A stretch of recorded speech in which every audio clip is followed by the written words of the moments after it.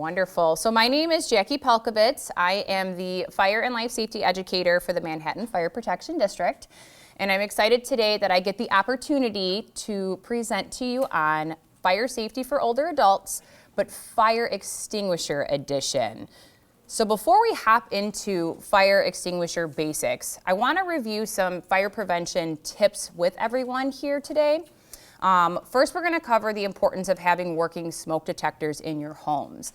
Anytime we think about fire and fire prevention, that is the first thing that I come to mind with, is when we go visit homes in our communities, are their smoke alarms up to date? Are they working? Your smoke alarms are only good for an extended period of time. Their lifespan is about 7 years. So we want to make sure that we're checking the back of those smoke alarms for when they were manufactured.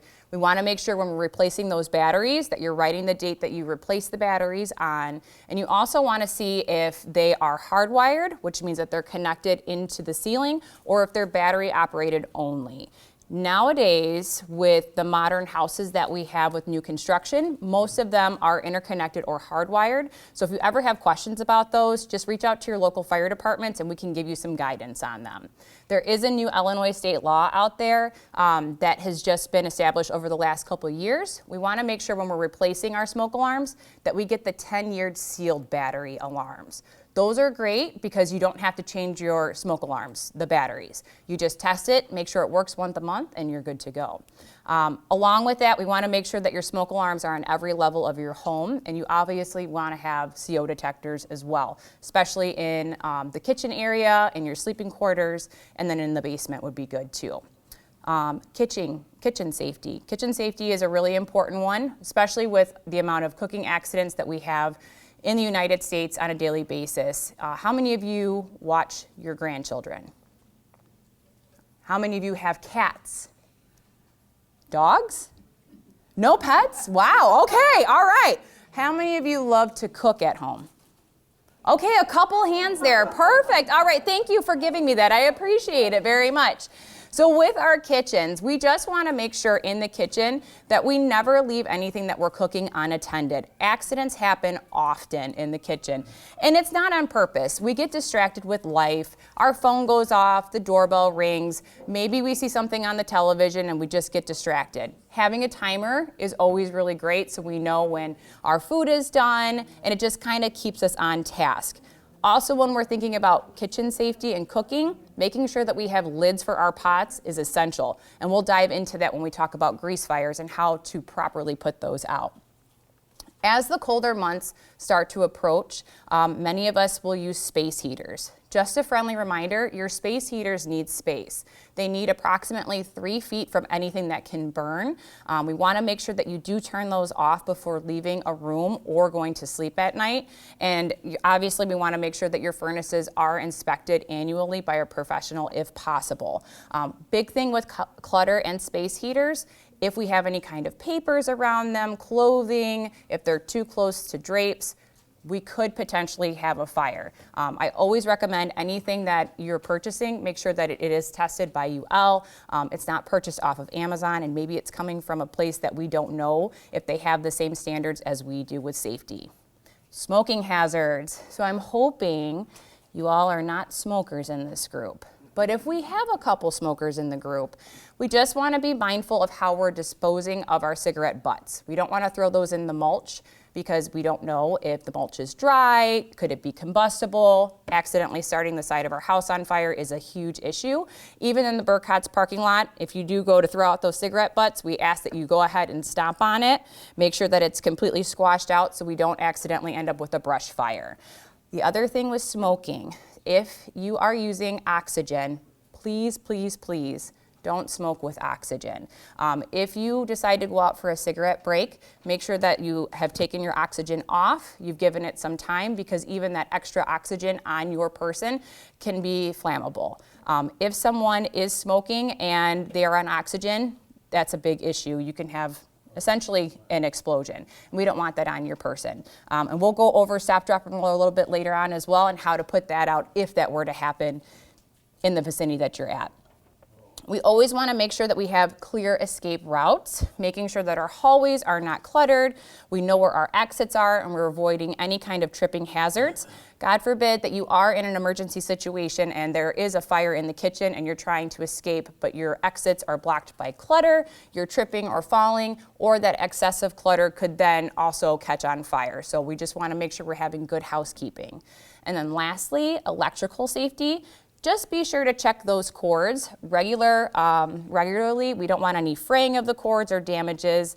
Obviously, not overloading the outlets is extremely important, and putting those underneath rugs. That can cause a huge fire safety hazard. And consider asking an electrician to go ahead and inspect your homes if they're older as well. So a little prevention goes a long way. Most home fires can be prevented with just some simple habits. While we're on the topic of fire safety, we also want to make sure that your personal emergency response plan is up to date and ready to go. Anytime we talk about fire or fire safety, yes, we absolutely would love for you to have fire extinguishers in your homes. However, we don't want you trying to put out a fire that's too large for you to handle. If you see a fire growing and you know that you can't put that out, you know that you're not in a safe situation, the best thing for you to do is to leave the home and call 911 immediately. We don't want you standing there trying to put out a giant grease fire with a small 5-pound fire extinguisher. We just want you to be safe. That's what's the most important thing for us. Keeping your phone accessible to you at all times. If you have a cell phone, please keep that on. We don't want you to have to turn it on when you have an emergency, wait for it to load, and then get access to it. So it should be on and charged at all times, and make sure you're familiar with it. Posting emergency numbers, always really great to have. If you still have a home phone, which I'm curious, does anybody still have a home phone? I love that. That's great. Home phones are wonderful. Why, you might ask, is a home phone important? Because that's a direct line to our dispatch center. Instead of using a cell phone and waiting for it to ping to a tower and transferring over to a dispatch center, your home line is the quickest way of getting help. So that's great that you have those. So if you would like to, we recommend that you go ahead and have all of your emergency contacts in bold, nice and big, next to your phone. So if you need to get a hold of someone right away, it's already posted and you're good to go. Especially if you have a medical emergency, it's easy for us to access that as well. Again, practice those escape routes. You should know 2 ways out of every room. If in one of your rooms, though, maybe the door isn't opening because it's been shut for a long time, there's a lot of clutter, and there is a fire in your home, we just want to make sure that you have many ways of egress and you're not trapped in an area of your home. So we just want to make sure that those things are looked at and prepared for emergencies. We do recommend, too, if you have grandchildren or family over or someone from out of town, go over those procedures with them so that way they know, hey, if there's an emergency or a fire, this door doesn't open, this is how you would get out, okay? Establishing a meeting place. In every home, every family member should have this plan in place and know where to meet. So that way, when you're out of the home and everyone is safe and 911 lets the firefighters know everyone has evacuated, it's easy for us to know, okay, everyone is out, they're at the mailbox, go ahead and go inside and do your job. Prepare medical information. I feel like we talk about this a lot. File of life is really great. If you don't have one of those and you need one, Marissa and myself have those available. We can bring those to the next TRIAD meeting as well. But that just lists all of your medical conditions, your doctors, your medications, and if it's in a waterproof container, it's perfect if you accidentally spill your water or coffee on it because it's safe.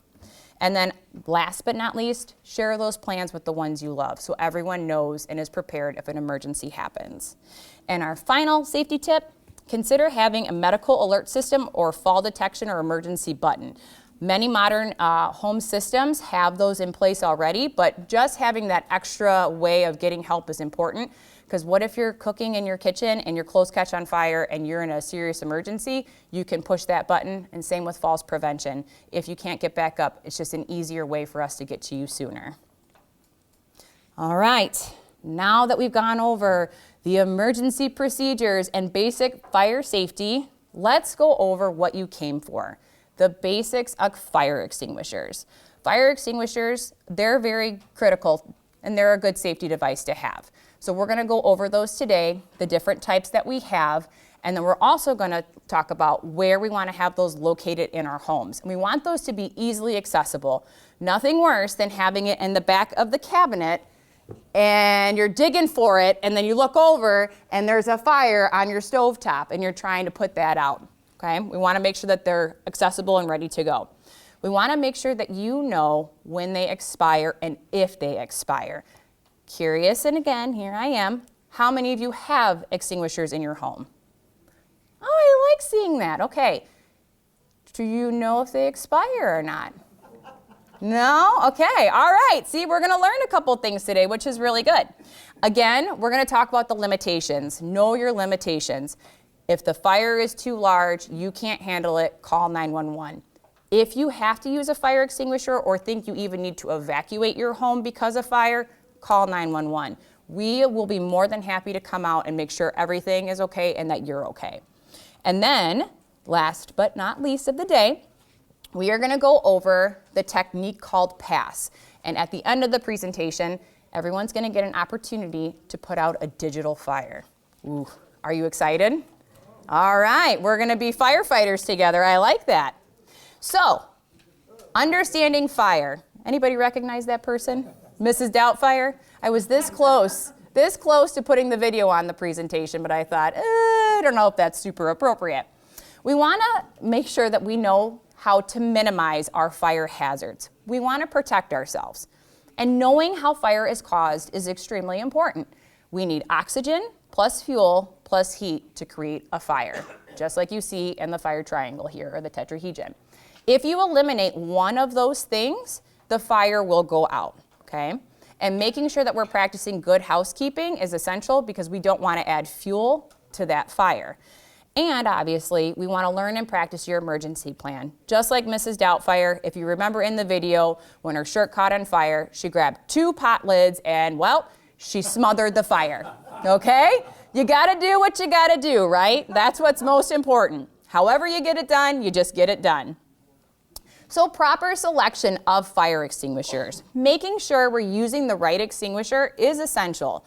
We want to match the fire extinguisher to the fire. Using the wrong type of fire extinguisher could make the situation worse or create a new hazard. Please always check the label before purchasing it or using it. If you purchase a fire extinguisher, for example, that is not made for grease fires, but it's made for maybe only one specific class of a fire, and you put water on a grease fire, do you think those two things mix? No. We'll see why not here in a little bit, okay? We just want to make sure that the extinguisher matches what we're putting out. Single class versus a combination class. Some fire extinguishers work on only one type of a fire, while others like A, B, and C work on multiple types of fires. For home use, a multi-purpose ABC extinguisher is usually the best. We want to check the rating. The higher the number on the rating of the extinguisher, the more firefighting power it has. For example, if it's a 4A extinguisher, it's more powerful than a 2A extinguisher, which we won't really touch on that one too much. We're just going to learn mostly about the classifications, how to use it, and where they belong in the home.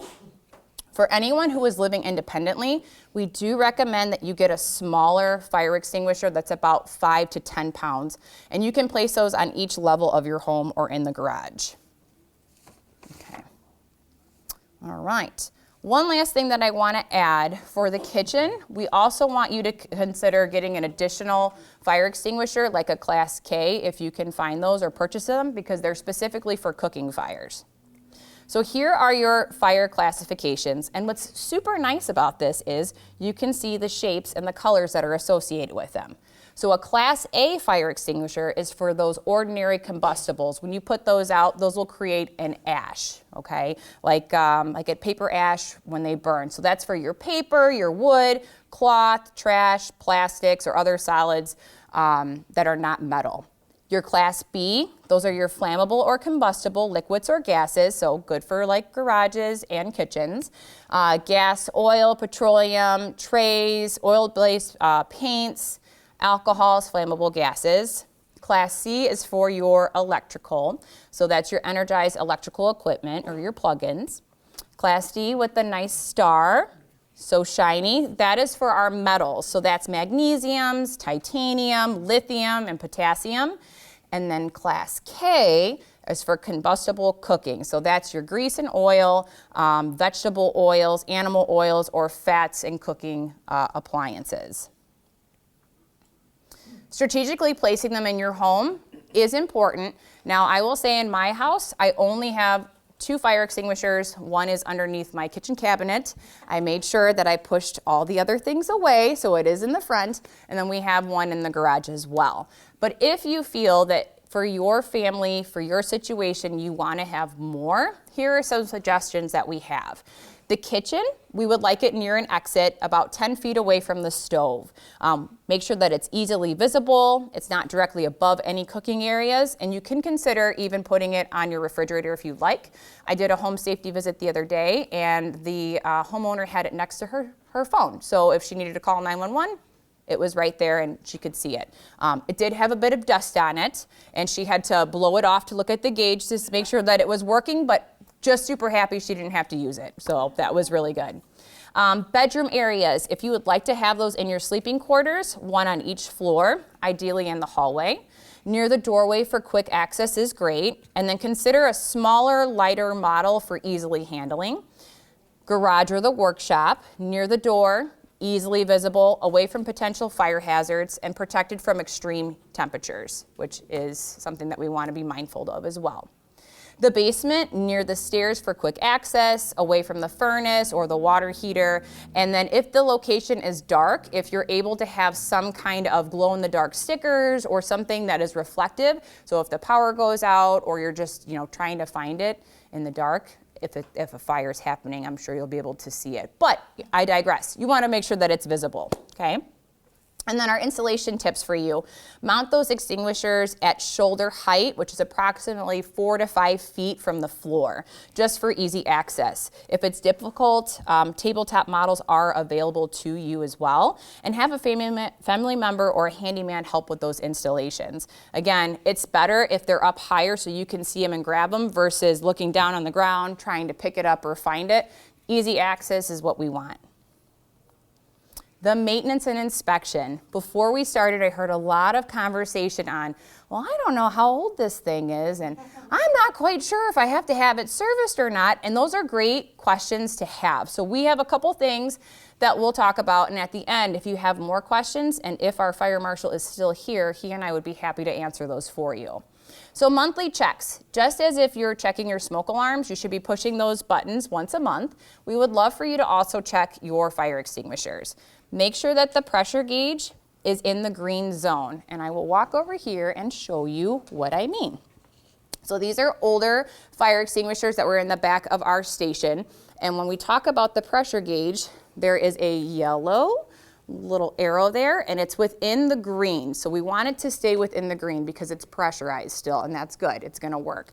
Once it gets out of the green and it starts to go to the red, that's when that pressure is starting to come out, and these may not be good. Once it's in red, it could be empty. So we just want to check those monthly to make sure this isn't cracked and that the gauge is working. Okay. There's no visible damage to the hose if your fire extinguisher has a hose. When we get to the next slide, I'll show you the parts of the fire extinguisher so you know what we're talking about. But we also want to make sure that there's no cracks in that nozzle or in the cylinder. We want to make sure that the pin and the taper are sealed together and in contact and they're not damaged, which we'll go over here shortly. And that the extinguisher is still accessible, that there's no furniture or anything blocking it. And if you gotta dust it off, maybe it's a good time to dust that off. We also want to make sure that the weight feels normal. If it feels lighter than normal, it could be leaking, it could be empty, or the pressure could be out of that extinguisher. Common questions we get at the fire station. We get a lot of calls about fire extinguishers. How do I recycle it? What do I do if it's expired? How do I check if it's expired? At least for us in Manhattan, if you're not sure how to dispose of it and you just want to get rid of your fire extinguisher, we will take it and we will dispose of it for you. But that's only for our people. I don't know what New Lenox's policy is, so just for Manhattan, we are more than welcome or more than willing to do that for you. If you are curious though about disposal or recycling, Will County Green, their website is a great resource. You can learn about how to dispose of your sharps from there, how to dispose of fire extinguishers, televisions, things like that. Wonderful website. I strongly recommend that as well. We also would like for you to go ahead and look at the manufacturer's instructions on how to maintain them, how to dispose of them, if they need to be serviced. If you purchase one that is from a company, they'll come and service those for you. Now, typically with a fire extinguisher, the ones that you purchase from, let's say, Ace Hardware, they do expire after 12 years. And you can see on the bottom, this one says 05, so it expires in 05. The other things would be listed also on the label. So look and see when it was manufactured on the label. You can see the weight here. They may say expires or discard by. So just always read your instructions. This one says maintenance instructions. Check pressure indicator and inspect extinguisher, I need glasses, monthly or more frequently if exposed to weather or vandalism. Indicator pointer must be in the green area. If indicator pointer is not in the green area, extinguisher will not properly discard and must be discarded. And it tells you more about examining it and making sure that it works. So, follow the manufacturer's guide. Got it? All right, very good. I like that. They also tell you how to use them in case you forget what we talk about today. Okay. Grease fires. So this one is an interesting topic. How many of you have been told over the years to put flour on a grease fire? Raise your hand. How about baking soda? Okay, how about water? No, oh, I like this. Yes, that is very correct. We never put water on a grease fire, okay? So there are ways to control it and how to put that out by smothering it. And we'll go over that soon, and we're gonna watch a video. Water causes grease fires to explosively spread. Instead, if you have a grease fire, we want you to turn off the heat source. So turn off that stove, okay? And if you can safely reach it, we want you to go ahead and use a metal lid if available, or if you only have a glass one, that's okay too. Put it on top of the pan. That, again, is gonna take away the oxygen, and it's not gonna be able to grow anymore, hopefully. For very small flames, you can try baking soda and put that on top of there, but the most effective thing to do, if you have it available, which you should if you're cooking, is put an oven mitt on, grab that lid, and put it on top of that pot. You can use a Class B or a Class K fire extinguisher, aiming it towards the base of the fire. And then we want to make sure that if there is a fire in your oven, to keep the door closed if the fire is inside, because again, it's removing that oxygen, so it won't allow it to burn anymore and turn off that stove. Anytime you have a fire in your home, even a small one, we suggest that you evacuate the home, call 911, let us check it out, make sure everything is okay, and then you can proceed with your day from there. So, always call 911 if you can't control the fire. And here is a nice little video of why, oh, maybe not, I'm just kidding. This is a wonderful video from AARP about grease fires and the importance of not using water on them, and why we want you to go ahead and use a lid to smolder it. This kitchen fire could quickly get out of hand, but luckily there is a secret weapon that we all have in our kitchens that can save your life. Now, luckily I've got some firefighter friends looking out for me here in the fire test kitchen so that I can show you how safely. Grease fires can be started by a bunch of things, including throwing frozen food directly onto hot oil, or when the cooking oil itself just gets too hot. And when they start, they spread very quickly. Cooking fires are the leading cause of home fires in the U.S., and people aged 65 and older are at greater risk of dying in one than the rest of the population. So what happens if one breaks out in your home? Don't panic. Here's how to put out a grease fire safely. You may be tempted to take the pot off of the stove and put it in the sink or outdoors or something. Bad idea. Unfortunately, that just spreads the flames around. So what should you do? Grab an oven mitt to protect your arm and the pot lid, which you should always keep nearby. And then you just kind of slide it in, staying as far away as possible, and smother the flames.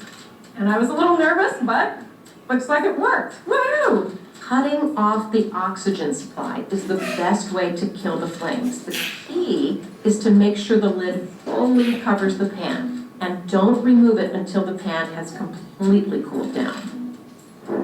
By the way, a baking sheet or another pan that you've got nearby will also work. Anything metal that will deprive the fire of oxygen. You can also use a Class K fire extinguisher. That's the best type for grease fires. Ideally, you check the label in advance to see what kind of extinguisher you have. Some may not be safe for all kitchen fires. If you remember nothing else from this video, never, ever use water on a grease fire. Yeah. You see, water and oil repel each other, which will result in a scary, explosive fireball that shoots up from your stove. I am not kidding. If for some reason the fire does not go out or it starts to spread, get everybody out of the building safely and then call 911. For more safety tips, visit aarp.org/home-family. So in the event that your clothes catch on fire, let's say you are cooking in your kitchen and you have loose clothing on and you get too close to that flame, which, by the way, we also want to make sure that your clothing is tightly fit when we're cooking. What's wrong with it? Oh, perfect. Thanks, Gulash. Ha, we did it. Very good. We want to do that technique we learned in school, which is stop, drop, and roll. Okay, that is not a wise tale. We really want you to do that. So in the event that your clothes do catch on fire, maybe you have a hard time getting down on the ground, we want you to not panic. If you're running around back and forth and you're creating more oxygen to feed that fire, you're going to be in a bigger situation than you were when you started. So we're going to go ahead and do just what we did in school, and you can walk me through the steps. First, we're going to stop what we're doing. Then the next thing is we're going to try to get down on the ground. Now, if you have a hard time kneeling down, you can grab something that's going to support you. If you're able to get on the ground, you're going to get fully down on the ground, cover your face, and you're going to roll until the flames go out. If you're unable to get to the ground, you can do what Mrs. Doubtfire did, and you can go ahead and try and smother those flames. But ideally, we want you to get on the ground and roll it out if at all possible. If we're fanning the flames, we're creating oxygen, and it's going to make that fire spread. So try to pat it off if you have to with oven mitts. If you have a thick blanket that you can throw onto somebody, maybe one of those UL fire-rated blankets, that's a safe option. But ideally, if you can get on the ground, that's what we want you to do. Getting back up is challenging. Correct, absolutely. And if you've taken matter of balance, we've learned a couple ways to get back up. So the fire extinguisher components. Fire extinguishers come in all shapes and sizes. Some of them have hoses like this one. Some of them have small little nozzles like this. So this one is a Class BC because I can see it right there. It says B and C. And it also shows me with pictures what kind of what kind of fire extinguisher I have here. It's a little bit of a lighter fit. Now the one that we're going to be practicing with today does have a hose on it. So the fire extinguishers have many different parts. We have a discard level at the top. We have a carrying handle here at the bottom. There is a pin here that will pull and rip this tag off when we go to use them. Just like we mentioned before, you can see the pressure gauge, and if it's in the green, it's pressurized and it's good to go. And then inside that fire extinguisher, you'll have your extinguishing agent, you'll have a gas canister, and then depending on the fire extinguisher, you'll either have a nozzle or a hose, or maybe not, okay? What is the gas canister for? That pressurizes it. So when we go to use a fire extinguisher, we're going to use the pass technique, which would be pulling the pin first, and that's going to go ahead and basically release that safety from that fire extinguisher. Then we're going to aim at the fire, squeeze, and sweep. So this fire extinguisher will be the one that we're going to use to put out our fire for the day. So how I would use this is I would hold on right here to the handle. The next step is going to be pull it. I pulled it. Did you like that? Well, pulled the pin out, all right? What is the next thing I do now? Test. Aim the hose. Base of the fire. Very good. I aim that hose at the base of the fire. So I'm going to take my fire extinguisher, obviously make sure it's the right extinguisher for the right fire, and I'm going to aim at the base of the fire. Then, what do I do next? Squeeze it. So then I'm going to squeeze it, and then I'm going to sweep left to right in hopes that I'm going to go ahead and put that fire out, okay? If the fire is too large for me and I can't get it out, I'm just going to turn around and I'm going to leave, okay? But if I'm able to put that fire out, I will slowly walk towards it or stay in one spot. I'll never turn around and put my back to that fire, okay?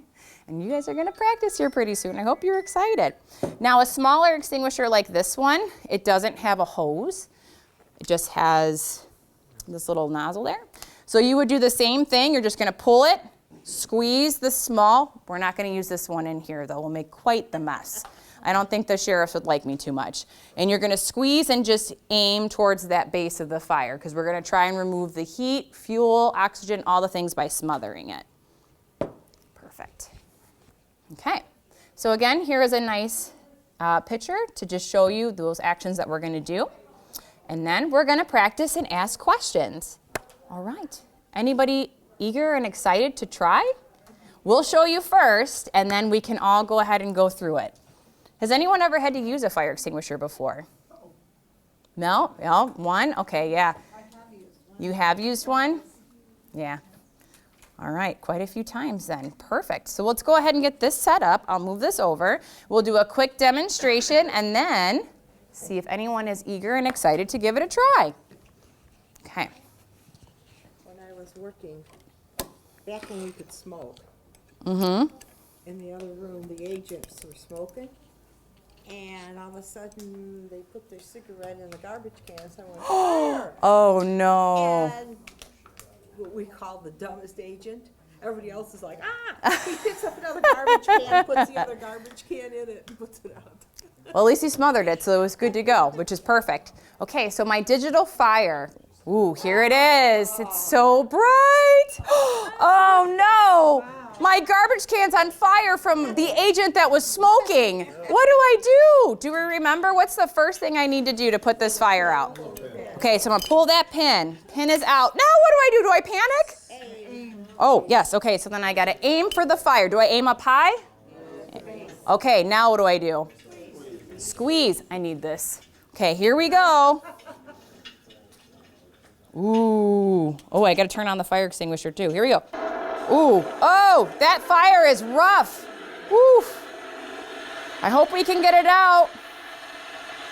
Oh my goodness, the fire's not going out. Oh no. We're going to push the stop button and hope it goes out. Go out, fire, go out. Oh, it's out of control. Now what do I do? Do I run this way? I back up and I leave the room. Very good. So now your fire extinguishers in real life, they don't have a very long lifespan. So they could discharge in about 3 minutes, maybe under that. Usually less, could be 30 seconds to a minute. So if I have a fire that's continuously going, should I stay? No, I'm going to get out. Who would like to try? Ed? Christine? Come on up. She's going to give it a try. Okay, so Christine, here we go. All right, we will guide you through the way. Yeah, please, I need help. Okay. All right, so Christine's got a fire here. Okay. Now the first thing is you're going to pull the pin. Very good. Now you're going to aim at the base of the fire. Grab your hose. Uh-huh. Yep. It's getting out of control. Oh, God. Squeeze and sweep. No, squeeze it. Oh, wait, I didn't do it right. Okay. You ready? Yep, go. Woo. And it's out. Oh, Christine. See, I knew she wanted to be a firefighter. All right. Oh, see, that's what she wants to be. Oh, here, is it this? No, you're good. You're good. Thank you. So there's a button here. I keep forgetting to push it. We borrowed this. It's pretty cool. Yeah. So anybody else want to give it a try? TRIAD works to improve the quality of life for seniors by providing an opportunity for the exchange of information between public safety, social services, and seniors. There are no membership papers to fill out or fees to pay. Everyone is welcome to attend. Each month, we present a guest speaker on subjects that keep you informed and up to date on the latest scams, frauds, and other criminal activities. We also discuss safety issues, home preparedness, and staying healthy. TRIAD meets the fourth Thursday of every month. Contact the New Lenox Police Department at 815-462-6100 for more information.